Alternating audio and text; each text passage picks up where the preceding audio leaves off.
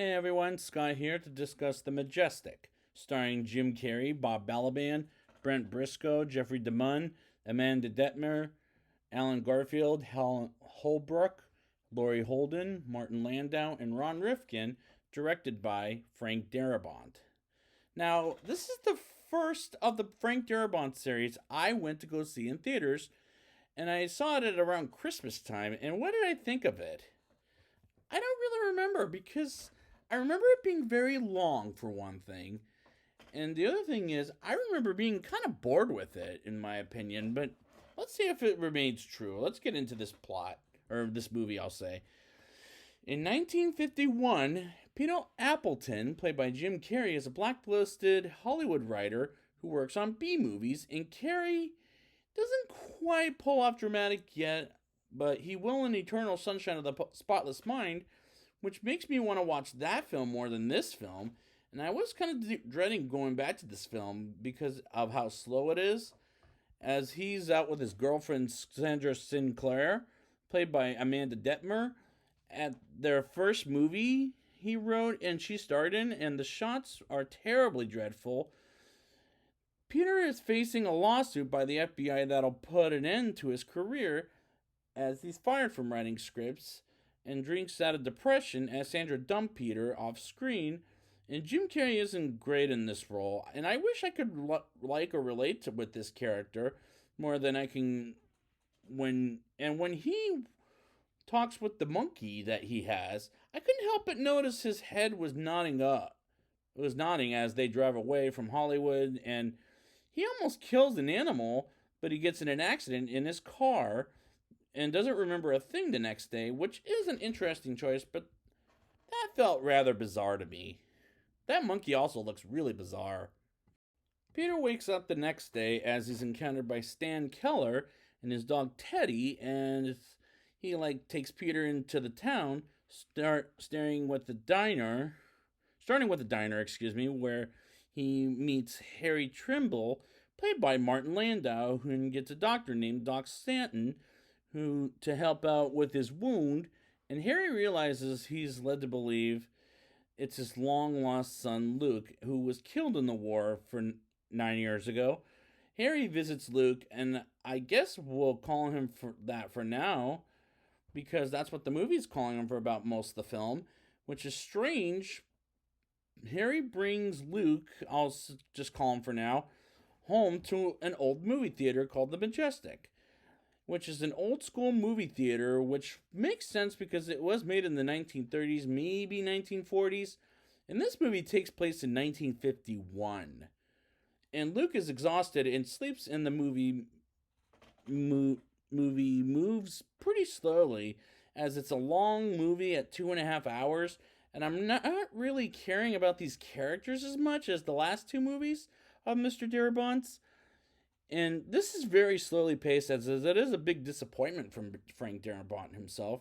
And Martin Landau talks about the movie theaters as they were like magic and with people around you watching the show, whereas in television makes you stare at a small box, which is pretty boring after a while. And if anybody thinks about it, and I'll say myself, I love going to the movie theaters for that reason, but to escape and reality that's called life.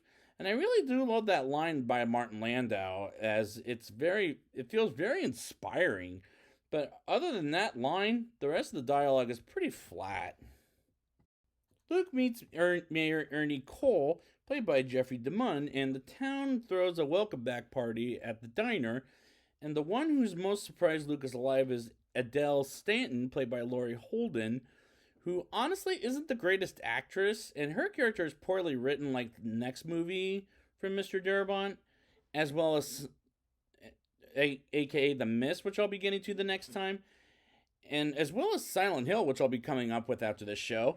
And to spoil that movie and her acting skills in general don't get any better with those two movies, in my opinion.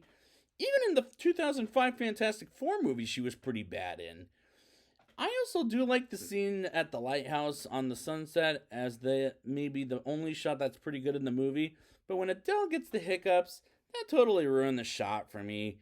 We move on to a scene I thought could be cut with Bob Balaban as Congressional Committee member Elvin Clyde, as no one has heard from Peter for the last few days. And he and another couple of lawyers tried to find him, and yeah, that scene should have been cut out. The town throws a welcome back part ceremony with Luke dancing with Adele and Luke playing the piano, which he used to play as a kid, as he doesn't play one of the classics he was taught as a kid, but he falls into a Roadhouse boogie tune. And can I just say, cut that scene out as this out of this movie. It's already long enough as it is. Luke is on the way home, and the guy who didn't like Luke, named Bob, who has a hook as a hand, bumps into Luke and tells him the suspicions he had about Luke and punches him in the face. And I thought, what was that all about? It didn't make any sense to me. Luke, Harry, Adele, and the rest of the townsfolk succeed in rebuilding the Majestic, and Luke convinces the town to finally display a memorial of President Franklin D. Roosevelt had commissioned after the war, but that the town did not have the heart to erect. And I do enjoy the rebuilding of the Majestic, as it is a good way to see how a movie theater opens up to begin with, which always fascinates me, as they open with Gene Kelly's An American in Paris, as they give the projectionist to Emmett a pocket watch as a grand reopening present, and they open up by selling tickets, and the line is long, as a lot of people, including Bob, show up for the movie. And the next movie they show is the original Day the Earth Stood Still. Not that remake with Keanu Reeves, but the original. And I do like how they showed movies that actually existed in the 1950s. And here's one that doesn't exist, Sand Pirates of the Sahara, as Luke sees a glimpse of the movie as it looks familiar and realizes it's a movie he wrote, and his name was, which is Peter Appleton. And Harry falls down, misses a real change, and they get Duck upstairs to help him out, and has a heart attack and asks for Luke to see him one last time as he's dying on his deathbed. And Luke lets him die, believing that he really is his son. And unfortunately, I'm not crying, nor am I believing Jim Carrey's acting, despite this is his first dramatic role, maybe other than The Truman Show. But he'll improve later on his career, in my opinion.